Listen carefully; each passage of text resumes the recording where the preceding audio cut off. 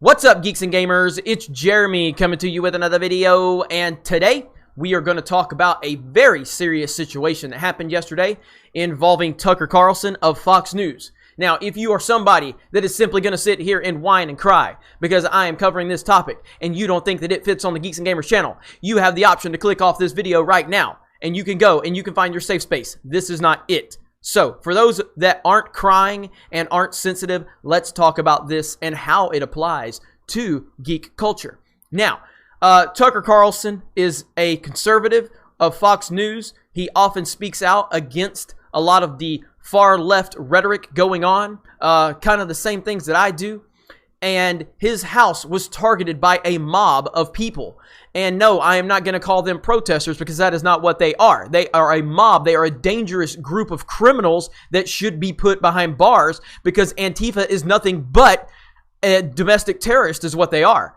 But the far left media, the CNNs and the MSNBCs and the Joe Scarboroughs, they will all tell you they're so peaceful. They're so peaceful. They are not. They are a very, very dangerous group of people. So let's talk a little bit about this. So it says, a left-wing mob showed up outside of Fox News host Tucker Carlson's house Wednesday evening, posted pictures of his address online, and demanded that he flee the city of Washington, D.C. He is a founder of the website, the Daily Caller that I am on right now. And he was at the Fox News studio when the angry crowd showed up outside of his house. At least one of the protesters went all the way up to Carlson's front door, where they left a sign with his family's home address written on it and rang his doorbell. Carlson's wife, Susie, was at home alone at the time. The group, Smash Racism DC, posted video footage to Twitter showing one of the mob's ringleaders leading the crowd in chants of "racist scumbag, leave town," and "Tucker Carlson, we will fight. We know where you sleep at night." Let me repeat that one more time. Tucker Carlson, we will fight. We know where you sleep at night. These fucking people, man. No borders, no walls, no USA at all, the protest chanted in another video posted to Twitter. Tucker Carlson, you cannot hide from the people you hurt with your rhetoric, your lies, and your hate. The group wrote on Twitter, adding the hashtag knock knock Tucker. Are you kidding me? Like, these people are scared of words. They consider words to be violence. These are the kind of crazy people we're dealing with. So, you know, a lot of people spoke out about it, obviously, a lot of different people within the media. Not as many people that have been whining about Jim Acosta. No. There's not that many people standing up for Tucker Carlson for what happened to him. This is nonsense. And how does this apply to geek culture? Well, first of all, this applies to every single man, woman, and child in the United States of America. Because these are the types of groups that are out there that they're like wolves in sheep's clothing. They are trying to act like they are peaceful and they're against all of this stuff. But in reality, that is exactly what they are. And they have been demented by the far left ideology and Hollywood and all of this nonsense. And we see Lucasfilm constantly pushing this same type of agenda all the time. And this is who Lucasfilm targets.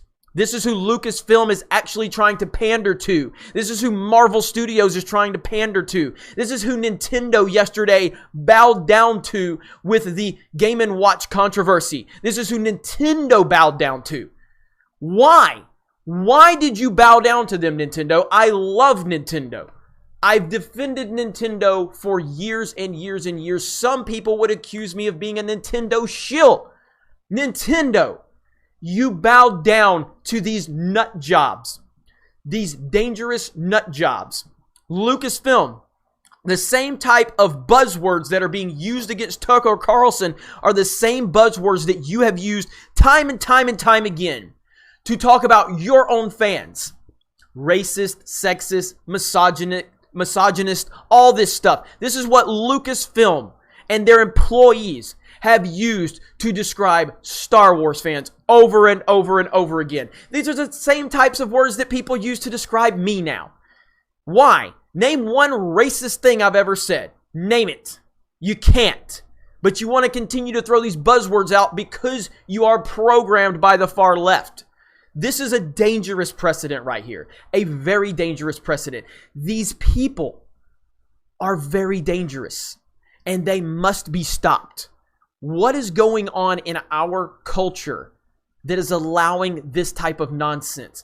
How are companies in Hollywood, how are these media companies trying to pander to these types of people? How does that work? And how can we hold them more accountable for their actions and their words? It's a very serious issue, a very serious one. And this is why I have continued to call Lucasfilm out constantly, and I will continue to call them out. And I understand that going to Star Wars Celebration, there's going to be a lot of people that want to talk to me. I understand that. And I'm going to have that conversation with my family when that time comes. And I don't know how that's going to go, but we will find out. But these are the type of people that Lucasfilm is pandering to, that Marvel is pandering to, that the Brie Larsons of the world are pandering to, that Nintendo just pandered to, and all of these companies continue to do it. Like, I want to see, is Chris Evans going to tweet 22 times about this specific situation like he does every specific situation that they can find to try to make Trump look bad? He will not. He will not. I want to see if Chris Evans and Mark Ruffalo and Brie Larson are going to just start preaching to the high heavens nonstop on Twitter and start to call this type of behavior out. They won't. They won't, because it doesn't fit their narrative. I don't care if you're on the left or the right. You don't go to people's homes. You don't harass their families. This is so far over the line. But if we don't start calling this out and standing up against this garbage, because again, these people are fueled by Hollywood and by the mainstream media. And when somebody like Nintendo bends over and takes it, because a few people that want to play the victim card, a few people wanted to get offended because Mr. Game & Watch had a feather on his head of a game that happened since, 1982, so almost 40 years ago. Why haven't you been offended for the past 40 years over that game that had Mr. Game & Watch? But now suddenly, in 2018, because something is popular, something has a platform, something that can get some traction, and you can get a little bit of attention for you being offended happens, suddenly Smash Bros. Ultimate happens and you're offended over something that's been around for almost 40 years. Because you're opportunist. You are fake victims. And these are the types of people that these companies keep pandering to. These dangerous groups of people. It's unbelievable. It's dangerous, and it has to stop. And just to give you a little insight into the verified brigade, the blue check mark brigade, or the, I'm on the night theme, so the white check mark brigade. These are the tolerant people. These are the tolerant people that hate Trump, that are so offended by Trump, and they're so tolerant. They're so tolerant. Let's see what they have to say about Tucker Carlson and his home being targeted by criminals. Josh Comers, with his check mark. Can't believe Tucker Carlson is making a fuss about some late trick-or-treaters. That's nice. Greg O'Lear, leave Tucker Carlson's wife alone, guys. Hasn't she suffered enough? Angel Diaz, famous white people up in arms about a mob confronting Tucker Carlson is funny to ya boy. These are the tolerant people of Twitter. Now, there's a lot in here. I'm not going to go through everything.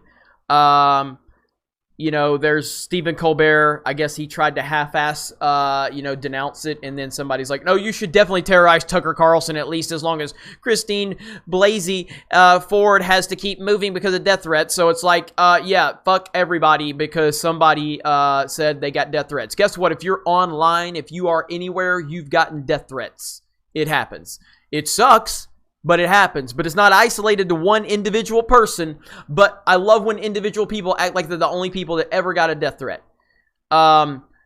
It's just Tucker Carlson's job is to incite hate crimes against people who can't afford to barricade themselves in their mansions. What are you talking about, dude? Like, what are you talking about? Can you please back up anything you're saying?